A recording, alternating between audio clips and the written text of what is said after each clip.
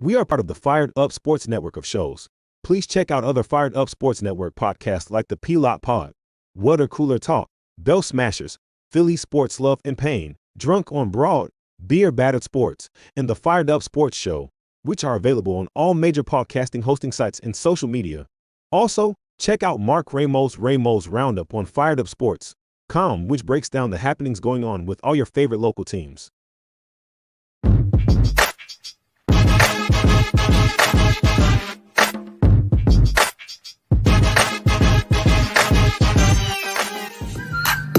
The Philadelphia Eagles are Super Bowl champions. Eagles! Swinging a miss, struck him out. The Philadelphia Phillies are 2008 World Champions of Baseball. Ladies and gentlemen, the Flyers are going to win the Stanley Cup. The Flyers win the Stanley Cup for the lead. Yes! Iverson, wow, what a fake off Daniels as he broke his ankles and got all the way to the cup.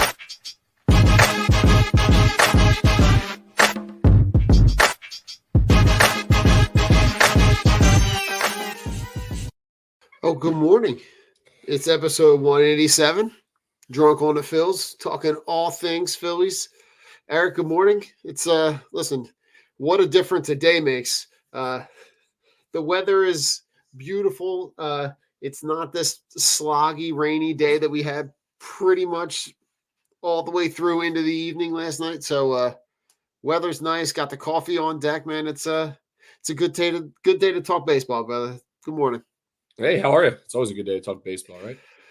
Yeah, listen, if it's a day that ends in Y, man, that's a good day to talk baseball. So, listen, we can jump right into it. Yeah, the spring training is in full effect, right? You got games pretty much every day.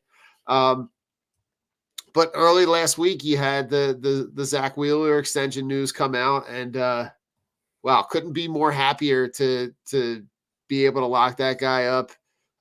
Pair him with Nola, really solidify the front end of that staff, and just keep pushing for that ability to be able to consistently be contenders year after year.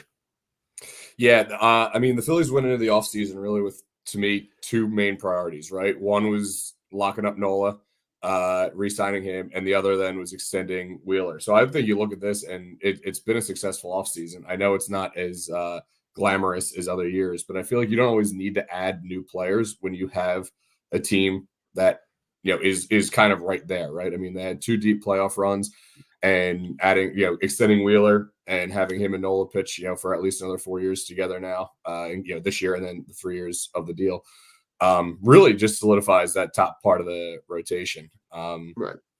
So I could not be happier with that. He deserved the money he's making. I'm actually surprised that it wasn't a longer deal. I'm happy that it was a 3-year deal, but I'm kind of surprised because I feel like, on the open market, he probably would have gotten, more years.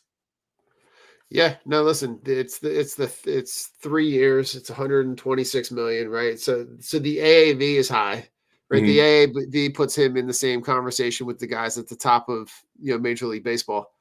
And I feel like he's really solidified himself to be in that conversation, because since he's been with the Phillies, you've had nothing but consistent output. You know exactly what you're going to get. In the big money spots, that you're going to get a guy, especially in the playoffs. That every time that he takes the ball, that you more than have a shot to win. You're most often you're going to take that game if you can put up a handful of runs. Yeah, he does exactly that, right? He keeps you in a game every single time. Excuse me. Yeah, he keeps you in a game every single time. Playoff wise, he has just been like, I think I saw at this point, he has like one of the lowest playoff whips in history. It's just he's been nothing short of incredible. And it's funny, like when we got him and signed him in 2019, I remember watching him as a Met. I'm like, man, he has so much potential. But yeah, between injuries, and I honestly think the Phillies pitching coaches and development staff and everything has made an incredible impact on his career, because he was average. I feel like he had the stuff, but he never really, put it all together when he was with the Mets. Now you see it, and he's a top 5 pitcher in baseball, maybe even better than that. But it was definitely the way to do this. Lock him up, make sure he's here. It doesn't sound like he has the same aspirations as Bryce to pitch or play into his 40s. So he, getting him probably, it sounds like this will kind of, take him to the end of his career, let him retire as a Philly, and kind of get, the last few years out of him. Other news with him is him developing that splitter and working on the splitter a little bit. I was doing some reading on that earlier this week, and just hearing what he says about it, what JT says about it, what Caleb Cotham says about it. It's just another way to get lefties out.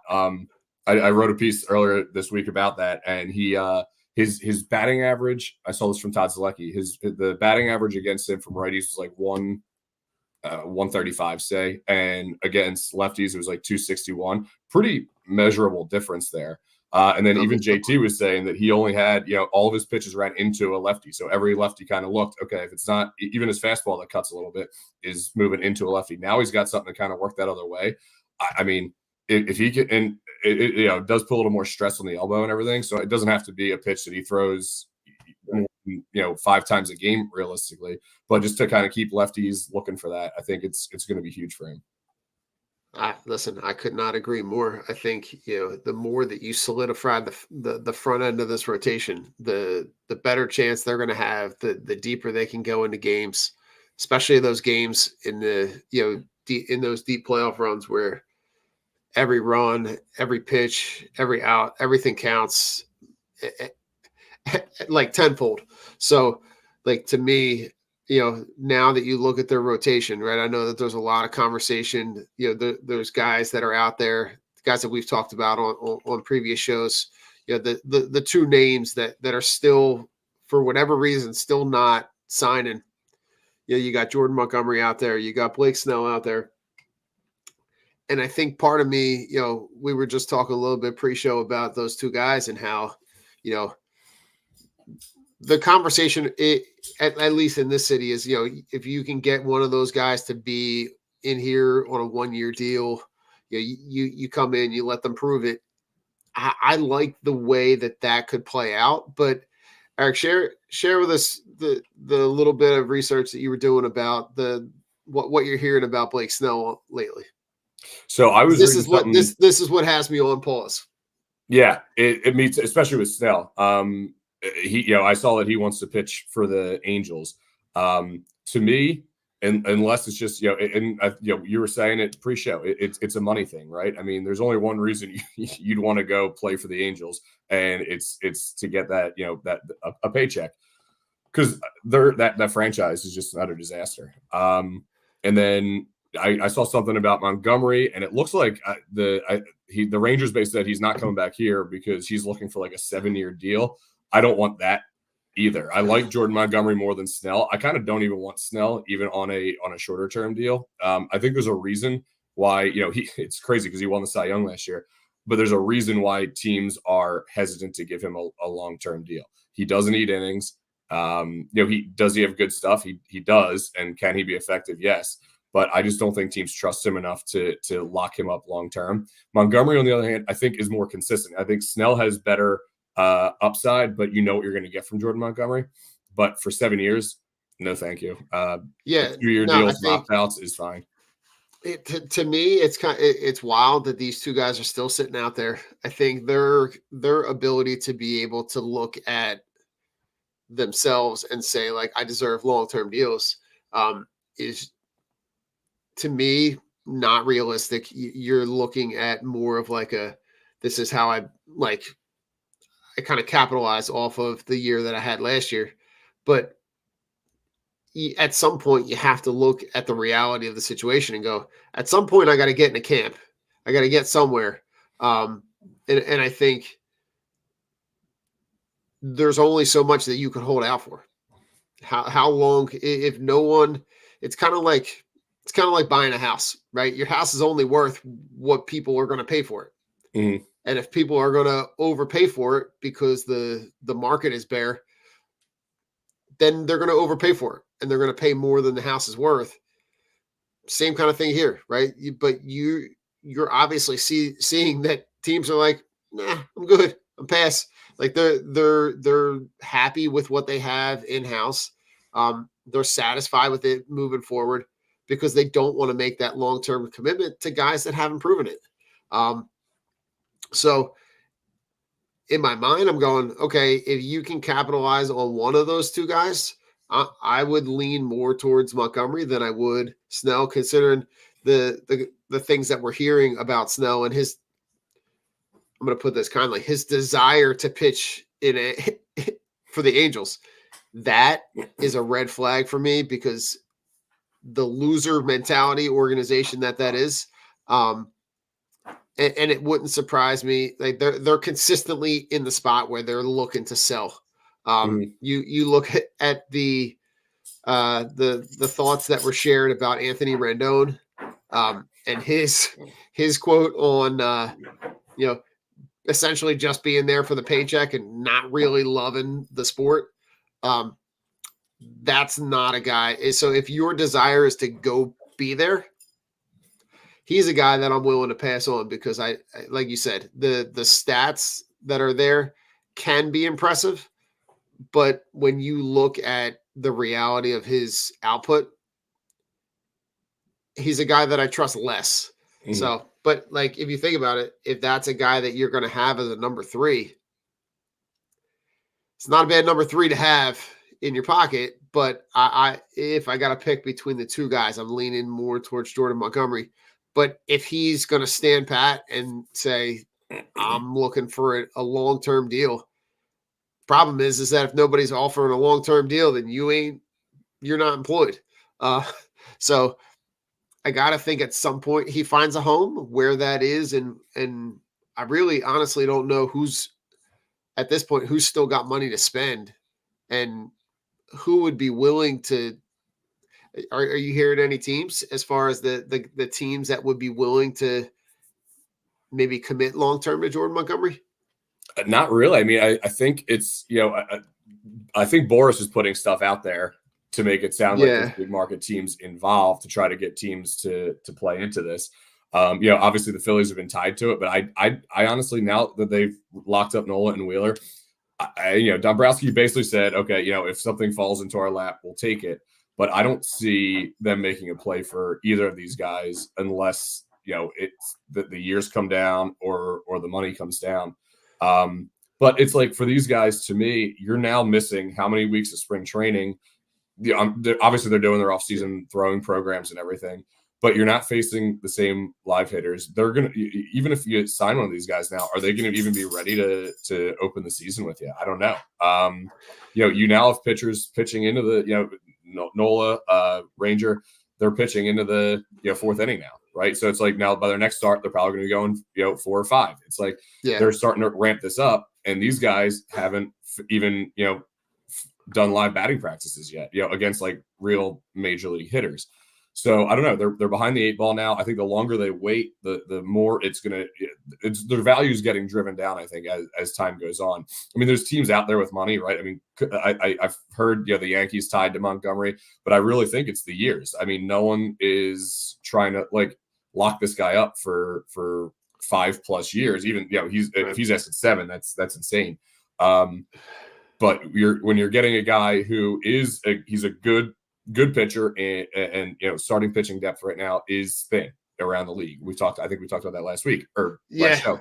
But it's one of those things where it's like, okay, but still we have guys that can do this. We're not willing to, pay basically a career number 3 starter for, 7 years basically. So I don't know. It's tough. They're going to have to lower their expectations. I think Boris is trying to, get as much as he can here, which is his job. I get it. But it's unrealistic. Do you read anything into the Harper comments?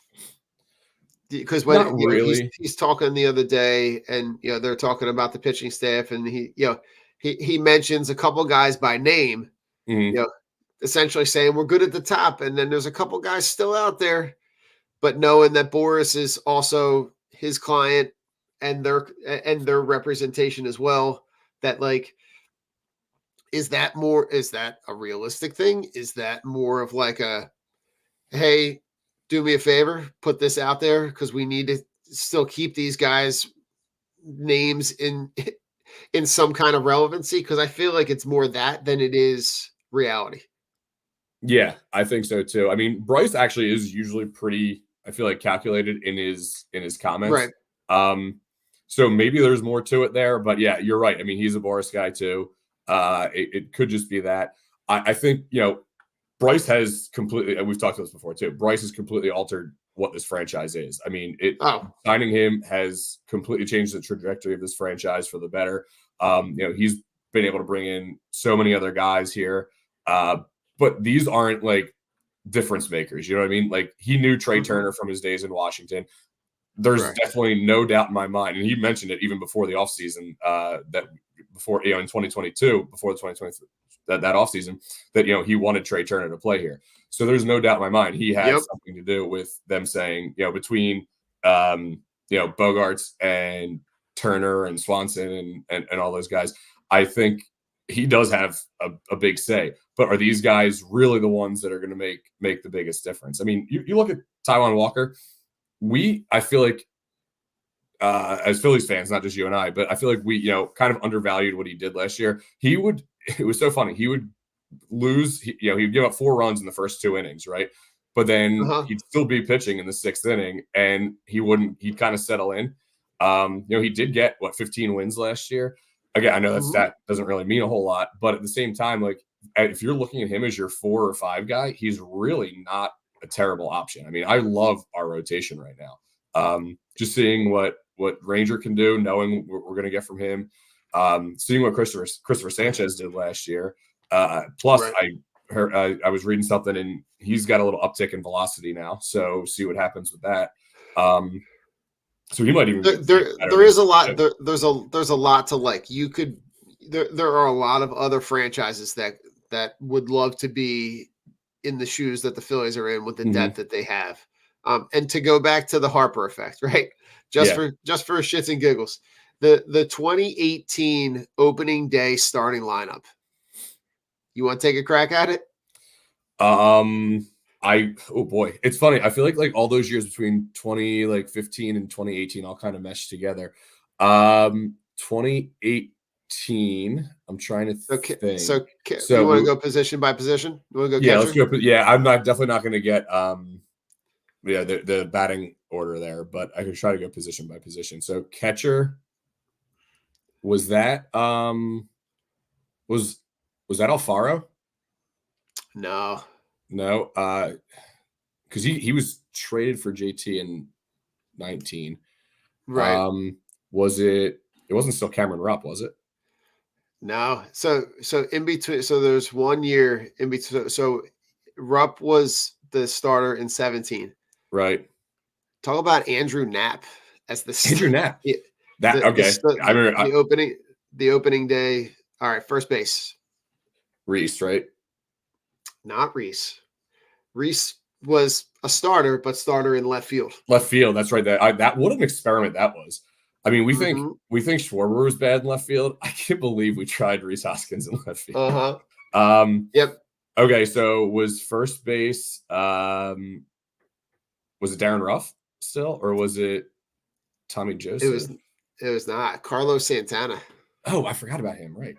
See, like it's all these teams run together in my mind. I'm like, I know these guys were here. I know there's like some obscure guys. Listen, out of all of the years that I'm looking at, right? Because I'm looking at everything between 94 and last year.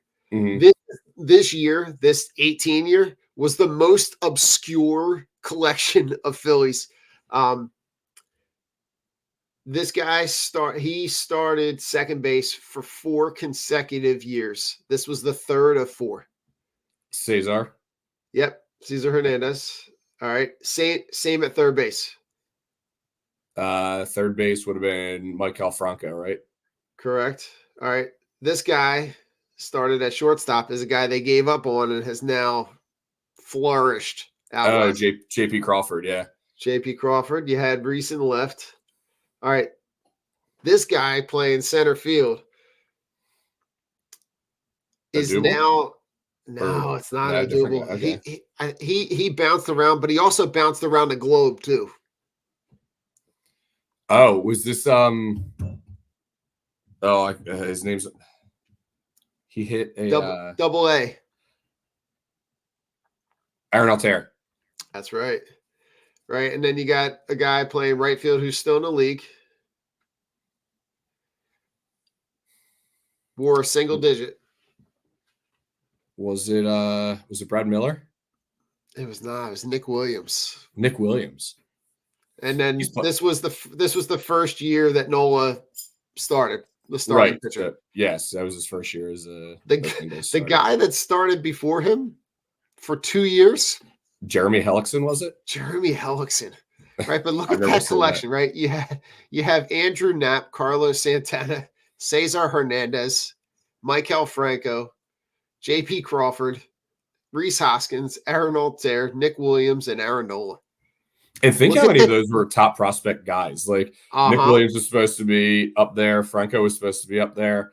Kind of crazy. Wow, but to look at the dramatic effect that you've had on this roster since then,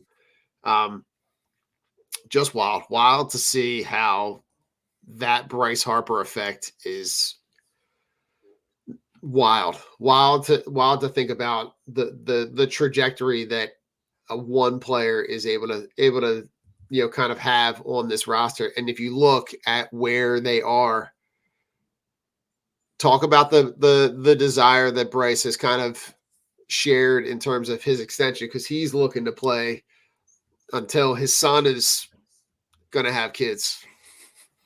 Yeah, he wants to play into his 40s, he said. And I get it. And honestly, at this point, I feel like you got to give. I think they will eventually do this, but there's no rush to do it. You know what I mean? He still has 8 years left on this contract. Mm-hmm. I don't mind giving him more money because he's outplayed his contract already. And you look at other guys who are making more than him who are not as good. But to me, there's just no rush in doing it. So I don't know what they're going to do there. I think, maybe talk again in like 3 years and say, okay, here's how, has he been healthy? Production, how much is it dropping off? I mean, it's going to drop off at some point, right? I mean, I think he can be an effective player into his late 30s because he's that good. And he's that athletic. But, it's also one of those things where, you're going to experience decline. There's nothing you can do about it, right? It's not a knock on him. But, I think also you have to think, okay, how long are you looking here? What is your end goal? So I don't know. We'll see what happens, but I don't think there's any rush. Dave Dombrowski in all of his press conferences this spring has been asked this question, and he kind of has like a coy response for all of it. And it's kind of funny. You could just tell the Phillies are like, Bryce, we love you, but hang tight for a minute. All right. Yeah. Listen, there's a lot of time between now and 2032. Yeah. when you become a free agent. So I think, listen, it seems to me that all evidence points that like he's found a home. He knows that when he signed that contract originally, he shared that desire to have that no trade clause, that he wanted to be here, didn't want to have any inkling that he was looking to lean somewhere else, and has really pushed the envelope for the franchise to go out and get those guys to surround this team. And also, kind of capitalize on that player development. You look at the guys that they've invested in. You look at Bohm, you look at Stott, you look at those guys. I think Rojas is in that next kind of wave of guys to bring in. I think you're looking at some point, you're looking at an extension. You're looking at carrying that contract as long as he wants to be here. And it doesn't dramatically affect the team. I think he's the guy that is going to be in that Kelsey conversation, that he's going to stay here until he wants to hang him up. And as long, kind of, Brandon Graham-esque too, like, he's here until he doesn't want to be here because he doesn't want to be anywhere else. Yeah. And I think he's earned that, and it's funny to say, because I mean, obviously Brandon Graham is entering his 15th season. Kelsey was here for however many years. Harper's only been here. This will be his fifth season, I guess. But I really feel like he's year 6. He's already earned it. Yeah, he's entering his 6th season. Yeah. I feel like he's already kind of earned it. And I was actually listening to the afternoon show on WIP. I went back and listened because they interviewed Turner and Harper earlier this week, and they asked him about this. They were basically like, people talk about, you're pandering and everything. He's like, it's funny. He's like, I'm really not. Like, I when I signed here, I said that I wanted to be invested in the city. He's like, I love Philadelphia. What I do is genuine. Like, the Fanatic stuff. He's like, I like the Fanatic when I was Washington National. He's like, I always thought he was funny. I liked him before I even signed here. But he just had so many comments to say, and you could see like what he wants here is he wants to win. He wants to change this franchise, and he's already done that. But an interesting comment. I don't know if you saw this. They interviewed him this week on one of the broadcasts for the spring training games. And afterwards, they said something along the lines of, you'll be a good broadcaster in a few years. And he's like, no, I'd rather be an owner. So I wonder if there's any, if anything happens with that. Because again, I don't think Bryce says things just to say things. You know what I mean? Wow. So, all right. So I'm going to dream up something wild here. Is that next contract have a really, really low AAV, but it also includes like a small minority ownership stake? That kicked maybe because I don't think you can be a player owner, but maybe that ownership stake kicks in as soon as he retires. I was actually thinking the same thing after he said that. I'm like, is that what he's getting at? Like with all this extension talk? So I don't know. It's again, I don't think like Bryce doesn't just talk to talk. Everything he says is, I think, thought about and planned out. Now, that could have just been a little tongue-in-cheek type thing. I don't really know. And it could just be pure speculation. But at this point, it's just something fun to think about and talk about. But yeah, I mean, if he genuinely, like, I think he genuinely wants Philadelphia to be where, he ends up being, well known for, So who knows? Maybe that is something that he does want. And I was actually listening to another podcast earlier this week, and they made a similar comment, kind of along the same lines that you were thinking. Like, hey, does that maybe have a partial ownership stake at some point after his next extension? So we'll see what happens. But wow, it's either that or he at that point he's going to have enough money to buy the Ace. Right. Yes, I mean he might already have it now. Just buy him outright. Yeah, me and you were going to go in and buy the A's. Listen, the stadium rendering for Vegas is like part baseball stadium, part Sydney Opera House. Yeah, I mean everything they do out there is. I mean, you see what they did with the Raiders, right? I mean, everything they do out there, it's like it's gimmicky because it's Vegas. So it's like, okay, yeah, you're gonna have your sport there, but again, it is what it is. I mean, it would be fun and it's a cool destination to go, I guess. But we'll see what happens with that even. Oh, definitely. Listen, talk about spring training, right? We're knee deep in spring training. Talk to me about what you're seeing, what you're hearing in terms of what you like, what you don't like. What I like, Sir Anthony's looked really good so far, which I think he was kind of a question mark. Not obviously he was going to make the bullpen, but I think last year he lost a little bit of his command. He still has the stuff, but he was just a little bit wild. So he's looked really good so far this year. So that's been good to see.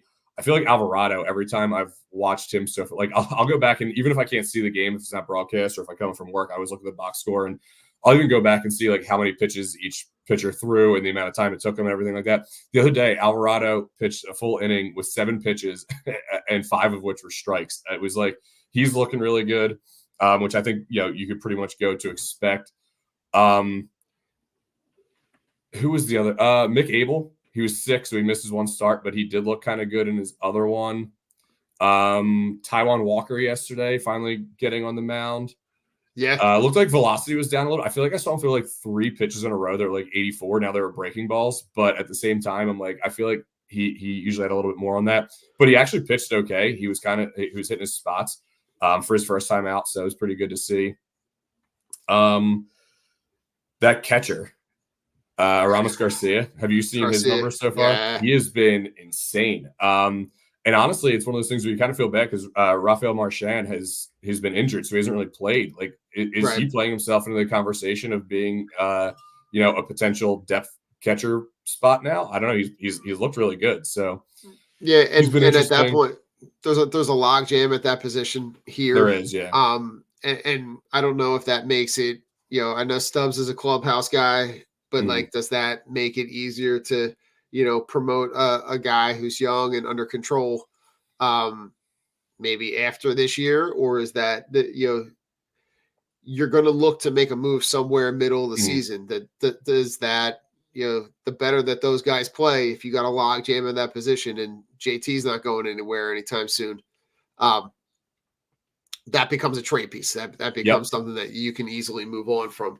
The young guys, you're right, have been really impressive. I'm liking what I see from Rojas, especially out in the outfield. I think it was yesterday. It was yesterday when he made, I can't remember. All those games kind of all run together. Yeah, but I remember seeing him making plays in the gaps. That to me is what has been really impressive, because the more ground that he can cover out there, especially on the games where Schwarber might play, that's and Castellanos, as good as he's played, doesn't cover nearly as much ground. So the more that Rojas can be, kind of that gap to gap guy. A guy that you highlighted a couple of days ago, Griff McGarry, is a guy that has been also really impressive, got really, really good stuff. I'm just liking what I see, and it's good to be able to kind of focus on the guys that are not going to like make or break your roster. You're looking at guys that are, either developmental guys or guys on the fringe, because what we talked about at the very beginning, you got a roster full of established guys that are going to build and be the centerpiece for everything, and you're really just kind of filling in the gaps. You're not looking to make a monumental, move here, and that's saying something, considering you're coming off a year where you lose a guy like Rhys Hoskins. Yeah. Absolutely. And that's the thing, though. Like, that's what a good team should be, right? And I think that's why people are like, oh, this offseason's boring. Well, it's like, if you're a good team, you should have kind of a boring offseason, because you don't need to fill as many spots. So I think the Rojas thing is interesting because he is so good defensively, but Christian Pache has looked really good this spring too. He was another guy also, I wanted to talk about, who is not really that much of a step down defensively. I also don't believe he has any options. So I think it's either I think he has to make the roster. I think you can't give up on a guy like him. So I don't know. It should be an interesting one out there because I don't know what they're going to do. Like, I think they want Rojas to be the opening day center fielder. And even Kevin Long said something like he is ready to be a major league hitter. I don't think he's not going to make an all-star team because of his offense, right? But he can be a solid 8 or 9 guy. He's got speed then on as kind of that lower part of the lineup. So I really like everything I'm seeing from him so far. But then going back to your Hoskins point, he's having a good little spring down there in Arizona with the Brewers. He just hit a grand slam yesterday, I think I saw, or 2 days, maybe it was 2 days ago. But either way, so it's good to see him flourishing there. It is. I think these are all, like we said, these are all really, really good problems to have in terms of you get the ability to be able to kind of fill in the roster on the fringes, and it does give you the option that if you want to make a move middle of the year, and I don't know what that move is. You got to see how the season plays out, whether that's bullpen depth, whether that's another starting pitcher, or whether they decide to make a move because you're not getting production from one of those outfield spots. Whether you've seen good production from Marsh, in years past. I know he's starting the year injured, so you're going to see him kind of coming into that season a little bit late. But I like what I see. I like what I get if I put Rojas at the back end of this roster, at the back end of the lineup, because you add speed at the back end to be able to get guys on base for the guys that you really want to have that serious run production at the top of your lineup. Yeah, absolutely. Absolutely. I do like that. I think, like you said, I mean, it's a good problem to have. There's there's depth. I think, the Phillies minor league system is still rated kind of on the lower side, but I think it's because so much of the talent is still, not even made it to Double-A yet. So it should be interesting to see in the next couple of years, but I think the player development has just been so much better than it was under the McPhail and Klentak regime here. Having Preston Mattingly kind of, now I think he's an assistant to the GM now, but having him kind of be that guy, and then who's the guy from the Yankees, Brian Barber, he was the other player development guy. You could just see it's a totally different I guess method for how they're developing these guys now. So it should be interesting to see it in the next couple of years. But having all these big contracts, especially as these guys age, having a lot of these guys down in A ball right now, in the next 3 or 4 years, you're going to need some of these guys because you're going to need lower contracts. Yeah, you know what? I'm looking at you're going to need to kind of focus the next couple of years on the player development. And speaking of that, right, you're going to have what we've kind of talked about a little bit in the past, but you're going to have this the spring breakout game that is going to be a really exciting thing. And I'm going to share the roster here so we can take a look at it together. But you got, you're going to get a look at some of the top end of this Phillies roster, or the Phillies, farm system. Who's the guy that's kind of, the guy to highlight to me, obviously, is Mick Abel. Yeah. From a pitching standpoint, I would definitely say that. I'm just trying to read here. There's another guy who was on my list here. Where is he? So Andrew Baker is a good one. He has really good stuff. He's kind of like Griff McGarry in the fact that if he can hone in his command, he's got a lot of potential there. Offensively though, I think my favorite guy in the system right now is probably Aiden Miller. Okay. Yeah. Just because the potential he has. Starlin Caba is a really interesting one. They basically said I think he's only 17 or 18, but they basically said that he is already ready to play a major league defensive shortstop. I think there's a lot of, he's still so young and he's still developing. So offensively, he's nowhere near being ready yet, but he's a really interesting one. Justin Crawford is a guy who's at the top of a lot of people's things. So I'm excited to see, and it's really cool for us to see the next wave of guys coming through. And I really like how the MLB is going to start to do this highlighting in the spring. But Aiden Miller is a guy that a lot of people didn't see fall in the draft and really saw as a draft day steal for the Phillies to be able to get him where they did at that spot. Carlos De La Cruz is a guy who's gotten a little bit of shine during the spring training. So, for him, that's another, the De La Cruz name gets a lot of highlighting considering what was going on in Cincinnati. And it's ironic because they both have the same body type. But curious to see, which one of these guys do you feel like is the closest to being ready to contribute?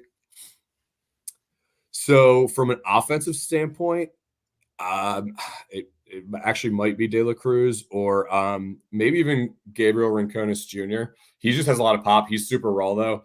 But I think a lot of these guys, they're still so young. I don't know if any of them are really knocking on the door of the major leagues yet. I think we have at least another year or two before that. I could definitely see Mick Abel and or Griff McGarry cracking at some point. Abel's look pretty good. Again, it's just, it's the same story with him and McGarry. It's all about command. I mean, his stuff is so good. It's just a matter of honing that in and controlling where he's throwing the ball. So I think in terms of pitching, you're a lot closer to seeing some of these guys than on the offensive side of things. I think there's some other guys down there. He's not on this list. He's a little bit older now, but Simone Muzziotti, he's kind of like one of those borderline guys. But there's not really any offensive guys on this list that I could really see cracking the major league roster this year. And again, if someone does, then something's gone horribly wrong. Yeah. No, the only thing I thought about when I was looking at this, right? Obviously, the place where your roster is most secure is at the position players. So the chances of you having any position players making any kind of contributions within the next 2 years is really, really slim. But guys like Mick Abel and Griff McGarry are guys that I could see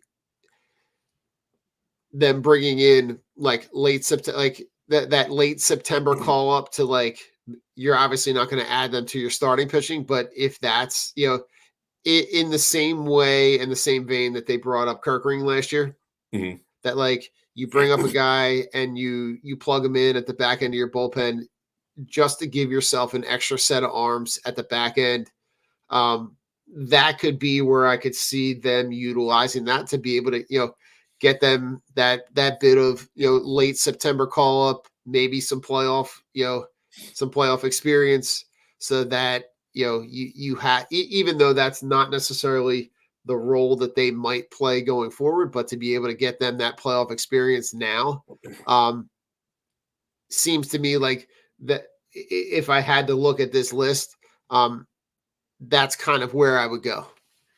Yeah, I could see that, especially in the McGarry area. I honestly think so. Abel, I think they probably have him higher on the depth chart than McGarry at this point, especially even in maybe a starting role at some point. But they actually made some really good depth moves. I know they weren't like, big shiny signings, but Max Castillo has looked pretty good so far. He's pitching today. Okay. And then a guy I'm pretty excited about, because last year he was bad, but I think he was coming off Tommy John surgery. But Spencer Turnbull has, I think, a lot of potential. So it's going to be interesting to see his velocity, because I know, and this is strictly from a fantasy baseball standpoint here, a couple of years ago, he was a guy I'd pick up as a streamer every now and then. Okay. And he could have some good games. Now last year, again, he was coming off the surgery. His velocity was down. So he had an abysmal year. But if he can get some of that back, there's a guy who has some potential there, as, if someone gets injured, or, if someone isn't pitching well, another guy you could kind of bring in. So there's a lot of options there, not even on this list, that I think are probably even closer. I think these guys, other than Abel, McGarry, and maybe Baker, I think a lot of the other guys are exactly this, right? It's a spring breakout. You're trying to just highlight some of these top prospects. But I mean, I think at the earliest you're going to see some of these offensive guys, if everything goes according to plan, is late 2025 or 2026 at the earliest. Yeah, because you've got 4 guys that are in the MLB top 100, right? You've got Justin Crawford at 77, you've got Aiden Miller at 61, you got Abel at 49, and then you got Andrew Painter at 27. And we obviously know the what transpired with Andrew Painter last year. Where is this year a complete wash for Painter? For Andrew Painter? Yeah.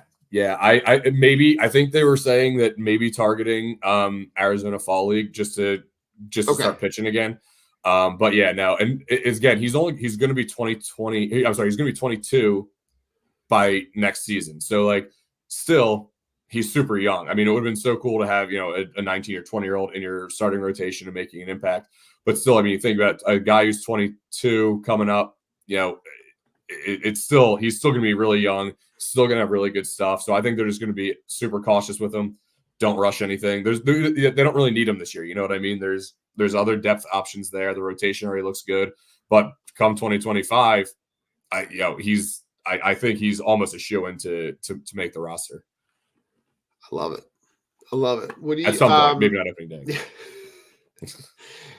Do you make anything from the Phillies making contact with the younger brother of Ronald Acuna? He's like 12 or something. It's like 12 or 13. Like it's absolutely insane that that's even a thing on a 12-year-old's mind right now. And is the only reason because of who his brother is? I have no idea. No, I put nothing into it yet. I from the time you're 12, I'm just trying to think. Like, I mean, the kids I teach aren't even they're 12. Like there's still so much stuff that can happen between now and then. I mean, does he have the pedigree? Yeah, but talk to me in 5 years when he can be a international signing prospect or something like that. But no, I think it's funny how much was kind of put into that early on. Yeah, listen, I'm just it's kind of it's sarcastically funny to kind of talk Yeah, about, that's exactly. Yes. but it's like, yeah, any kind of advantage that they can get. Like, listen, everybody and their mother is trying to dig and pry at the next up and coming guy. So like, Mhm. the news comes out that the Phillies agree to a deal with star 12-year-old brother Kenny Acuna, according to Hector Gomez, and the deal will become official when the preteen is eligible to sign the international free agent class in 2028. 2028. So there we go. So he's got 3 years to be wooed and swooned by another team. Yeah. But I'm sorry, like to read this, I am kind of reading it in jest because it says the Phillies seem to be reasonably optimistic about the potential young player. Like, you're talking about a 12-year-old. He's younger than my son. Like, Yeah. he's been the God. I can't read it anymore. There is a video. I Mhm. guess, yeah, we can watch the video. The video's on wait, it's on another tab. Hold on. Technical difficulties here. But it's It's like yeah. watching the Little League World Series. I mean, It Nice to really is. It really is. But here we go. You ready? Not nothing that I've seen like that. I mean, he's big for 12. I mean, for 12 years old, he looks like he's about 17. Yeah. And listen, you never know what the birth certificate says. Right. But listen, anytime anybody gets an advantage to getting up on a player, I'm all for it, man. It's Mhm. it's very, very interesting to see. But kudos to the Phillies for making contact with a 12-year-old brother of the MVP. And listen, Yeah. what's the worst thing that can happen?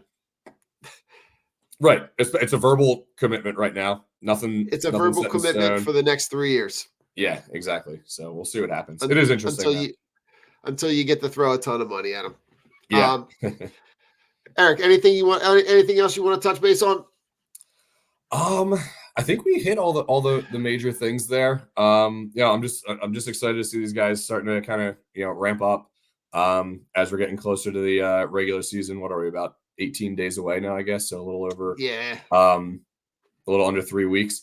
So it's cool to see these guys starting to ramp it up. Like I said, seeing the pitchers go a little bit deeper into games, seeing what they're working on.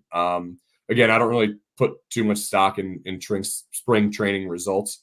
But obviously something to keep an eye on. We talked about earlier is the Wheeler splitter. That should be kind of fun to watch. Every spring training game now, I'm going to go check out his Baseball Savant page and see how many he threw, and just kind of see how he did with those.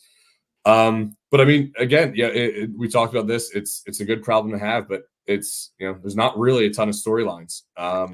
No, which is a good thing. It's nice to be able to have an off season where you're not highlighting a ton of like garbage and a lot of off the field conversations. Really glad that everything that's happening that we're talking about is all on the field. It's all roster construction. So I'm excited to see what we got going on here. But listen, before we jump out, we got our friends over at Philly Drinkers Apparel. They got a lot of really cool Phillies, cool stuff. You got that code Drunk on Broad 15. You can go over there. This one I ordered, Eric, the baseball box came with 3 shirts, a hat, nice, chain, $20. You use the code, you might get a couple bucks. You get a couple bucks off, right? They got a couple of we're talking about the fight and stuff, which we know that that vernacular is near and dear to our friend Rich's Uncle Jack. We got the Hit That John. They got a lot of really cool shirts, sweatshirts. They got some Fanatic stuff. So they got some cool designs. They're a Philly-based apparel company. So go check them out. We got some links all in the show description, so you can go on there, check that out. But really excited to partner with them and kind of start working with them with kind of partner up and see what we can do together. So, all good things. We'll be back in a couple weeks, probably talking a little bit more spring training. Hopefully nothing super eventful goes on that we have to talk about, but right. Just excited, it's nice weather out today. So spring training is going to be in full effect. You got Kylie from the Bell Smashers, another Fired Up podcast show. She's down in spring training right now. So she's, chronicling all of her day-to-day experiences. So go check her out, and we'll check back in with you on the next show. Go Phils. Go Phils. Hey, listen to this guy. Tell me how you're feeling here. You're screaming. I am stoked, baby. You're screaming like it's still the game going on. We're talking about the fightings here. The fightings. Said.